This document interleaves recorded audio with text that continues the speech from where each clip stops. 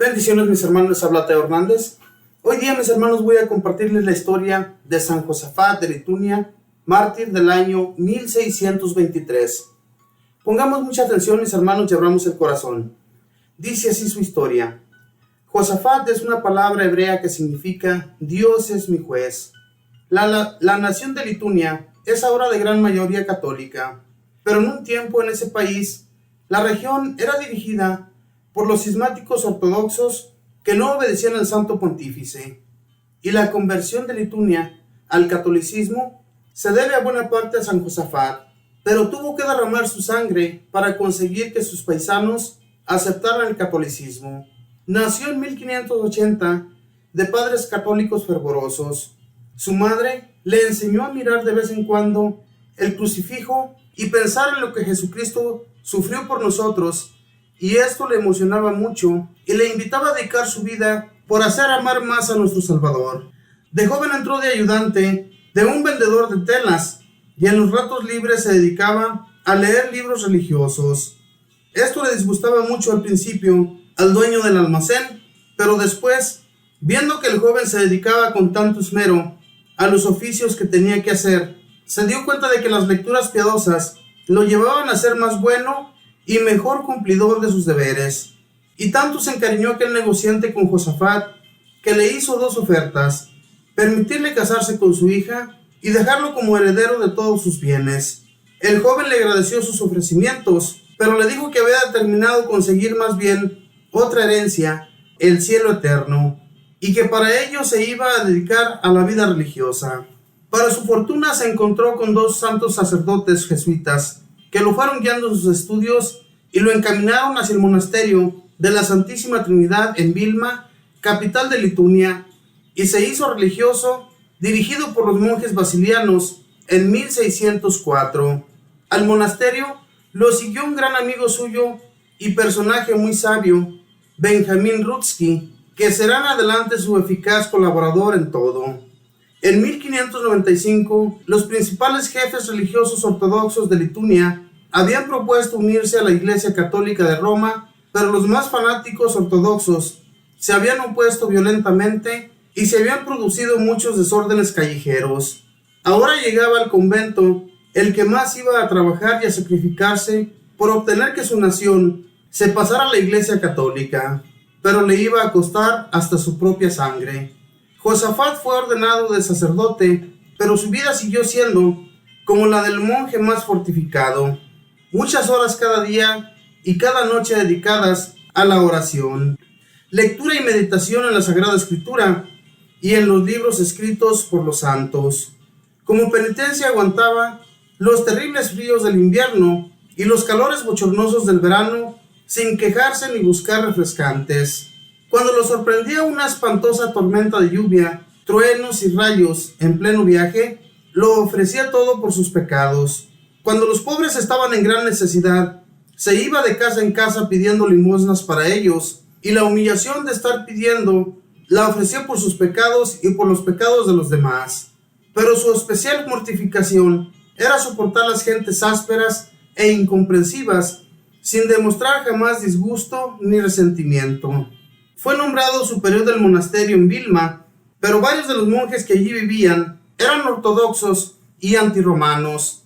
Con gran paciencia, mucha prudencia y caridad llena de finura y de santa diplomacia, se los fue ganando a todos. Ellos se dieron cuenta de que Josafat tenía el don de consejo y le iban a consultar sus problemas e inquietudes, y sus respuestas los dejaban muy consolados y llenos de paz. Con sus sabias conferencias los fue convenciendo poco a poco de que la verdadera iglesia es la católica y que el sucesor de San Pedro es el sumo pontífice y que a él hay que obedecer. Con razón los enemigos de la religión lo llamaban ladrón de almas. Como jefe de los monasterios tenía el deber de visitar las casas que pertenecían a la religión. Una vez fue a visitar oficialmente una casa donde vivían unos 200 hombres que decían que se dedicaban a la religión, pero que en verdad no llevaban una vida demasiado santa. El jefe de esa casa salió furioso a recibirlo con unos perros bravísimos, anunciándole que si se atrevía a entrar allí, sería destrozado por esas fieras. Pero el santo no se acobardó, les habló de buenas maneras y los logró apaciguar. Ellos habían determinado echarlo al río, pero después de escucharlo y al darse cuenta de que era un hombre de Dios, santo y amable, aceptaron su visita, se hicieron sus amigos y aceptaron sus recomendaciones. Las gentes decían: ahora sí que se repite el milagro antiguo. Daniel fue al foso de los leones y estos no le hicieron nada. En 1617 fue nombrado arzobispo de Polotski y se encontró que su arzobispado estaba en el más completo abandono. Se dedicó a reconstruir templos y a obtener que los sacerdotes se comportaran de la mejor manera posible. Visitó una por una todas las parroquias, redactó un catecismo y lo hizo circular y aprender por todas partes. Dedicaba sus tiempos libres a atender a los pobres e instruir a los ignorantes. Las gentes lo consideraban un gran santo. Algunos decían que mientras celebraba misa se veían resplandores a su alrededor. En 1620 ya su arzobispado era otra cosa totalmente diferente. Pero sucedió que un tal Melesio se hizo proclamar de arzobispo en vez de Josafat mientras éste visitaba Polonia, y algunos revoltosos empezaron a recorrer los pueblos atizando una revuelta contra el santo, diciendo que no querían obedecer al Papa de Roma. Muchos relajados se sentían molestos porque San Josafat atacaba a los vicios y a las malas costumbres. En 1623, sabiendo que la ciudad de Vitebsk era la más rebelde y contraria a él, dispuso ir a visitarla para tratar de hacer las paces con ellos. Sus amigos le rogaban que no fuera, y varios le propusieron que llevara una escolta militar. Él no admitió esto y exclamó: si Dios me juzga digno de morir mártir, no temo morir. El recibimiento fue feroz, insultos, pedradas, amenazas. Cuando una chusma agresiva lo rodeó insultándolo, él les dijo: sé que ustedes quieren matarme y que me atacan por todas partes, en las calles, los puentes, en los caminos, en la plaza central, en todas partes me han insultado. Yo no he venido en son de guerra, sino como pastor de las ovejas, buscando el bien de las almas. Pero me considero verdaderamente feliz de poder dar la vida por el bien de todos ustedes. Sé que estoy a punto de morir y ofrezco mi sacrificio por la unión de todas las iglesias bajo la dirección del sumo pontífice. Los enemigos se propusieron poner una trampa al santo para poderlo matar. Le enviaron un individuo que todos los días llegaba a su casa, mañana y tarde, a insultarlo. Al fin, uno de los secretarios del arzobispo detuvo al insultante para que no faltara más al respeto al prelado, y esta era la señal que los asesinos buscaban. Inmediatamente dieron voz de alarma en toda la ciudad, reunieron la chusma y se lanzaron a despedazar a todos los ayudantes de San Josafat.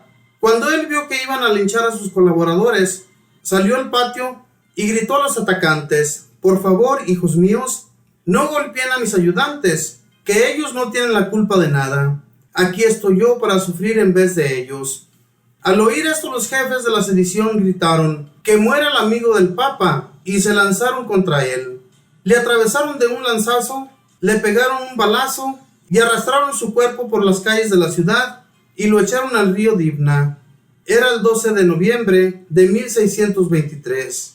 Meses después, los verdugos se convirtieron a la fe católica y pidieron perdón de su terrible crimen. El Papa ha declarado a San Josafat patrono de los que trabajan por la unión de los cristianos. La sangre de los mártires es semilla de nuevos cristianos. Esta fue la historia de San Josafat. Hermanos, él luchó mucho en contra de los ortodoxos. Los ortodoxos, sabemos que ellos eran religiosos al igual que los católicos, pero la realidad era que no querían obedecer al Papa sus ordenanzas. Y recordemos que el Papa ha sido sucesor siempre por muchos años, desde que San Pedro fue a la presencia del Señor, desde que San Pedro se fue ya de este mundo hacia el cielo. Entonces, tuvo que haber sucesores para que la iglesia continuara siendo fervorosa en el amor a Dios. Y a eso se dedicó muchísimo San Josafat. Estos ortodoxos no querían obedecer al Papa y no querían hacer caso de lo que él les dijera. Y entonces Josafat luchó muchísimo para que ellos se convirtieran, para que ellos fueran dirigidos por el sumo pontífice sumo pontífice que ha sido reconocido por muchos hasta hoy en la actualidad. Lo reconocemos como nuestro Santo Padre, un hombre que fue escogido por todos los cardenales para que fuera el sucesor de San Pedro. Hermanos, todos sabemos que si no haya sido porque nuestro Señor dejó un sucesor, nuestra iglesia se hubiera ido abajo prontamente. Pero gracias a que hubo un sucesor y a que los ha habido hasta el día de hoy, gracias a ello, nuestra religión católica ha continuado siendo fervorosa por los católicos que existen hoy en la actualidad. Desafortunadamente ya hay tantas religiones, tantas personas que se han dedicado a querer alejarnos de la verdadera religión, pero que afortunadamente con muchos que son católicos muy fervorosos no han podido, gracias a que hemos continuado sirviendo a nuestro Dios de la manera que hemos sido enseñados desde un principio. Ojalá y así continuemos, pidámosle a Dios para que nos siga dando ese fervor de ser buenos religiosos y creer siempre en nuestra religión. Que Dios les bendiga, que pasen un feliz día.